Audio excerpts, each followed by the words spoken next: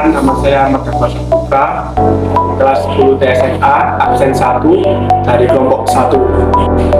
Perkenalkan, nama saya Dia Jaya Putra dari kelas TSMA, absen 2 dari kelompok 1. Perkenalkan, nama saya Ahmad Faizi, kelas 1 TSMA, absen 3 dari kelompok 1. Perkenalkan, nama saya Ahmad Fauzi dari kelas 1 SMA,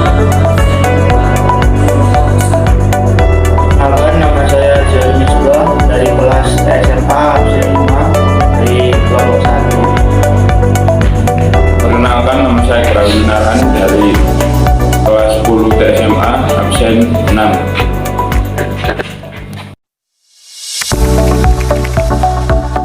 Kedatangan bangsa Belanda ke Indonesia.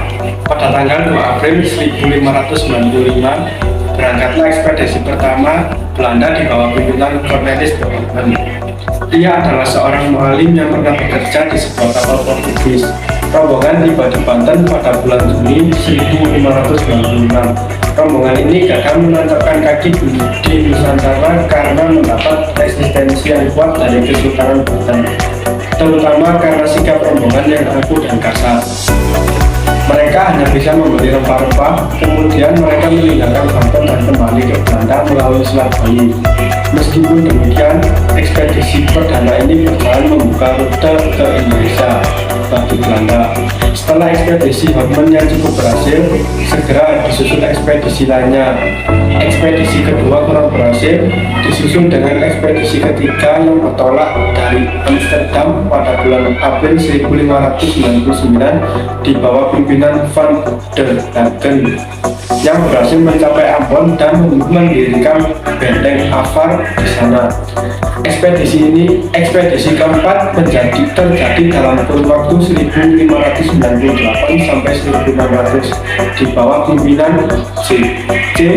Van Neck kemudian memerintahkan sebagian kapal untuk berlayar ke Maluku di bawah pimpinan Brand van Baerle. Mereka tiba di Ambon pada tahun 1599, lalu ke Ternate dan Kepulauan Banda. Baik di Ternate maupun Banda, mereka disambut baik. Pada tahun 1605, Belanda berhasil memaksa Portugis menyerahkan pertahanannya di Ambon. Pada tahun 1623, Kepulauan Banda dikuasai. Sejak saat itu, Belanda sepenuhnya memonopoli perdagangan rempah-rempah di Kepulauan Maluku. POC penjajahan Belanda dan Inggris. Oleh karena itu, atas usul dari Johan van Holden, Bernapel dibentuklah sebuah kongsi dagang yang disebut Verenigde Oost-Indische Compagnie atau disebut juga POC. Pada 20 Maret 1602, kongsi dagang ini berkedudukan di Ambon, Maluku dengan gubernur jenderalnya bernama Peter Paul. Masa POC pada tahun 1602 sampai 1799. Tujuan dibentuknya POC ada dua, yaitu menghilangkan persaingan di antara sesama pedagang Belanda agar mampu bersaing dengan pedagang-pedagang asing lain, bahkan kalau bisa menghancurkan mereka. Selama hampir 2 abad lamanya POC monopoli perdagangan di Indonesia. Akibatnya penderitaan dan kesusahan menerpa bangsa Indonesia. Sebaliknya, tidak sedikit keuntungan yang POC peroleh. Namun, memasuki abad ke-18, POC mengalami kemunduran disebabkan hal-hal seperti korupsi merajalela di kalangan pegawai POC. Banyak pegawai tidak cakap dalam bekerja. POC mengeluarkan biaya besar untuk peperangan. Persaingan dengan East India Company milik Inggris semakin tidak sehat. POC tidak mau membayar utang-utangnya.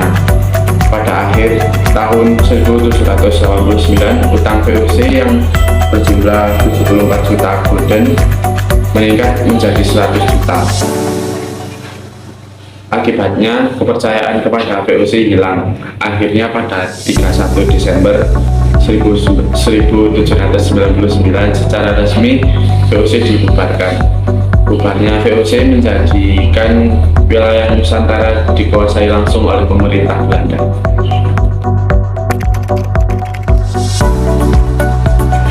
Masa Dendles 1807 sampai 1811. Pada 28 Januari 1807, Dendles diangkat menjadi Gubernur Jenderal Hindia Belanda. Tugas utamanya adalah mempertahankan Pulau Jawa agar tidak jatuh ke tangan Inggris. Sedangkan tugas keduanya adalah memperbaiki keadaan tanah jajahan di Indonesia. Guna mempertahankan Pulau Jawa dari serangan Inggris, Dendles mengambil langkah-langkah berikut. 1. Membuka jalan raya dari Anyer sampai Panarukan. 2. Membuat benteng pertahanan. 3. Mendirikan pangkalan laut yang ada di Merak dan Ujung Kulon. 4. Membangun pabrik senjata di wilayah Semarang dan Surabaya. Semua kebijakan di atas dilakukan dengan sistem kerja roti atau tanpa bayaran sedikitpun. Kebijakan Dendles di bidang pemerintahan diantaranya: 1.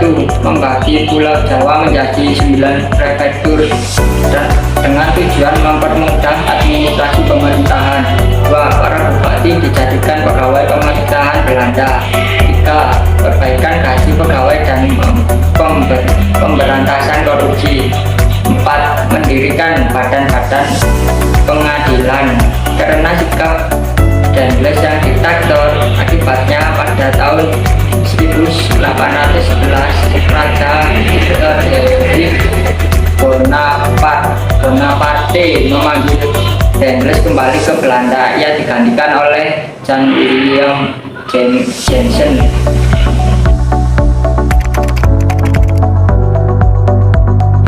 Masa Jan William Jensen pada tahun 1811. Pada masanya ternyata Jensen berbeda dengan Dendles. Ia dikatakan lemah dan kurang cakap dalam pemerintahannya. Pemerintahan Jensen mewarisi situasi keamanan dan ekonomi yang bisa dikatakan sangat buruk dan dibayang-bayang akan ancaman Inggris. Bahkan pada bulan Agustus 1811, Inggris mendarat di Batavia dan dipimpin oleh Lord Minto, dan kemudian Belanda melakukan perlawanan terhadap Inggris. Namun tidak sesuai yang diperkirakan, Belanda tidak berhasil melawan Inggris. Akibat serangan Inggris tersebut, Belanda pun menyerah dengan menandatangani kapitulasi Kuntang pada tanggal 11 September 1811 yang di dalamnya berisi: 1. Seluruh kekuatan militer Belanda yang ada di kawasan Asia Tenggara harus diserahkan kepada Inggris. 2. Utang pemerintahan Belanda tidak diakui oleh Inggris. 3. Pulau Jawa, Madura, dan semua pangkalan Belanda di luar Jawa menjadi wilayah kekuasaan Inggris. Masa Raffles tahun 1811 sampai 1816. Pendudukan Inggris di Nusantara diwakili oleh Raffles. Ia banyak melakukan perubahan baik dalam pemerintahan maupun ekonomi. Ia berusaha menerapkan politik kolonial di India. Raffles menerapkan sistem sewa tanah, pandet, atau biasa disebut sistem pajak tanah. Rakyat harus membayar pajak sebagai uang sewa karena semua tanah dianggap milik negara dalam pelaksanaannya. Dalam pelaksanaannya, London di Indonesia mengalami kegagalan karena pertama, sulit menentukan besar kecilnya pasar untuk pemilik tanah yang luasnya berbeda. Kedua, sulit menentukan perbedaan tingkat kesuburan tanah. Ketiga, terbatasnya jumlah pegawai. 4. Masyarakat pedesaan belum terbiasa dengan sistem sewa. Inggris tidak lama memerintah di Indonesia. Pada tanggal 13 Agustus 1814 melalui Konvensi London, akhirnya Belanda menguasai Indonesia kembali. Penyerahan wilayah Hindia Belanda dari Inggris ke Belanda berlangsung di Batavia pada 19 Agustus 1816.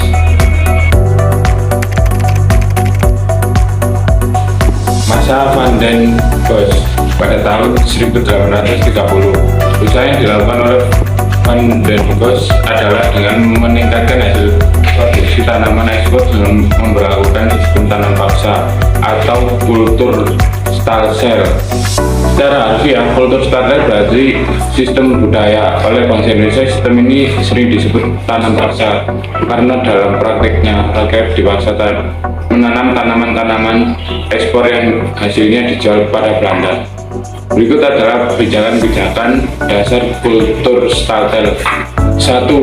Penduduk desa wajib menyediakan 1/5 atau lebih dari tanahnya untuk ditanami tanaman ekspor, khususnya kopi, tebu, dan nila. 2. Ini tanaman yang telah ditentukan untuk ditanam, hasilnya dijual pada pemerintah kolonial dengan harga yang sudah ditentukan. 3. Tanah yang digunakan untuk kepentingan kultur starter dibebaskan dari pajak. Saat sendiri ku bayangkan dia. Terima kasih, itulah video dari kelompok kami. Jika ada kurang lebihnya, kami mohon maaf. Sekian, wassalamualaikum warahmatullahi wabarakatuh. Selamat beristirahat. Saat